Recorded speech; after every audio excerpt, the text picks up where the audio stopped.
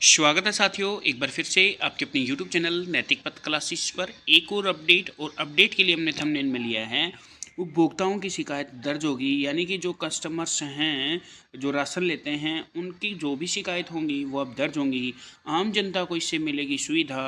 Ration लापरवाही को देखते हुए उठाया है कदम। आप सभी को पता है कि राशन लापरवाही बढ़ती गई है, काफ़ी जगह देखने को मिली है। कहीं राशन के बदले मिट्टी मिलती है तो कहीं राशन कम मिलता है। तो इसी गड़बड़ी को देखते हुए ये कदम उठाया गया है। पूरी डिटेल में सूचना क्या है आइए वो जान लेते हैं। तो प्यारे साथियों, ये है इन्फॉर्मेशन। अब राशन डिपो होल्डर के बाहर लगेंगे हेल्पलाइन नंबर, यानी कि जहाँ भी राशन बढ़ता है हरियाणा में, जो भी बीपीएल परिवार हैं उनको जो राशन मिलता है जिस भी शॉप पे या जहाँ भी डिपो है लगा रखा है, अब उनके बाहर हेल्पलाइन नंबर होगा। उपभोक्ता की शिकायत दर्ज होगी, यानी कि उपभोक्ता को किसी भी प्रकार की कोई परेशानी है तो एक हेल्पलाइन नंबर होगा। उस हेल्पलाइन नंबर पर कॉल करते ही उनकी कंप्लेंट जो है वो दर्ज हो जाएगी। प्रदेश सरकार ने उपभोक्ताओं की शिकायतों के समाधान और राशन वितरण में पारदर्शिता लाने के लिए प्रदेश के सभी राशन डिपो होल्डर के बाहर हेल्पलाइन नंबर लगाने के निर्देश दिए हैं।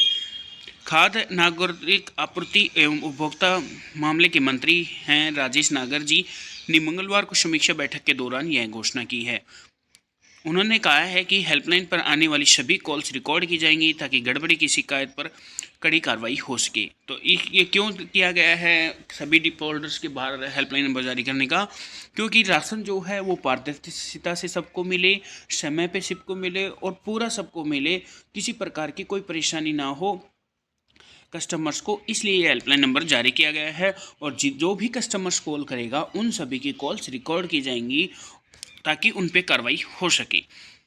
मंत्री जी राजेश नागर जी ने बताया कि राशन डिपो होल्डर पर सीसीटीवी कैमरे लगाने के आदेश पहले ही दिए जा चुके हैं।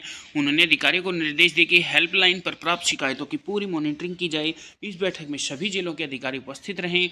मंत्री ने पलवल जिले में राशन की बोरियों में रेत मिलने की घटना पर सख्त रुख अपनाते हुए असिस्टेंट फूड अप्लाई ऑफिसर को तत्काल सस्पेंड करने के आदेश दिए। तत्काल इस मामले में एफआईआर दर्ज की स्थिति पूछी और कार्रवाई में देरी पर नाराजगी जताई। बैठक में मंत्री ने दिए निर्देश में कहा कि पिछले 6 महीने में दर्ज की गई सभी एफआईआर रिपोर्ट तत्काल विभाग को सौंपी जाएं। इसके अलावा राशन वितरण के नेशनल इंफॉर्मेटिक्स सेंटर जिसे एमएनआईसी के आंकड़ों और ज़मीनी तथ्यों में गड़बड़ी पर अधिकारियों से जवाब मांगा है। तो आप सभी को पता है कि पलवल में जो है वो भारी गड़बड़ी देखने को मिली थी, वह राशन के बदले रेत मिली थी, इसलिए इस कंप्लेंट हुई थी और उसका भी पूछा कि उस पर क्या चल रहा है, तो उसका भी अभी कोई साफ जवाब नहीं मिला। यानी कि जो कंप्लेंट हुई थी पलवल में उसका अभी स्थिति पूछी तो उसकी नाराजगी जो देरी हुई है कि भाई उसका क्या सोल्यूशन हुआ, तो उस पर भी मंत्री जी ने नाराजगी जताई है।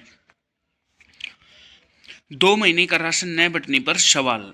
नागर ने नवंबर दिसंबर की राशन वितरण की समीक्षा की और वितरण में देरी के कारणों की जानकारी मांगी। उन्होंने कहा कि राशन वितरण में लापरवाही बर्दाश्त नहीं की जाएगी। बैठक में सरसों और सूरजमुखी के तेल की आपूर्ति आ रही समस्याओं पर भी चर्चा हुई। मंत्री ने 300 राशन कार्ड पर एक डिपो आवंटन की प्रक्रिया की समीक्षा करते हुए निर्देश दिए कि नए राशन डिपो के लिए आवेदन ऑफलाइन किए जाएं ताकि आवेदकों को किसी तरह की तकनीकी परेशानी ना हो। बैठक में खाद्य एवं आपूर्ति विभाग के अतिरिक्त सचिव आनंद मोहन शरण और निदेशक राजेश जोगपाल भी मौजूद थे।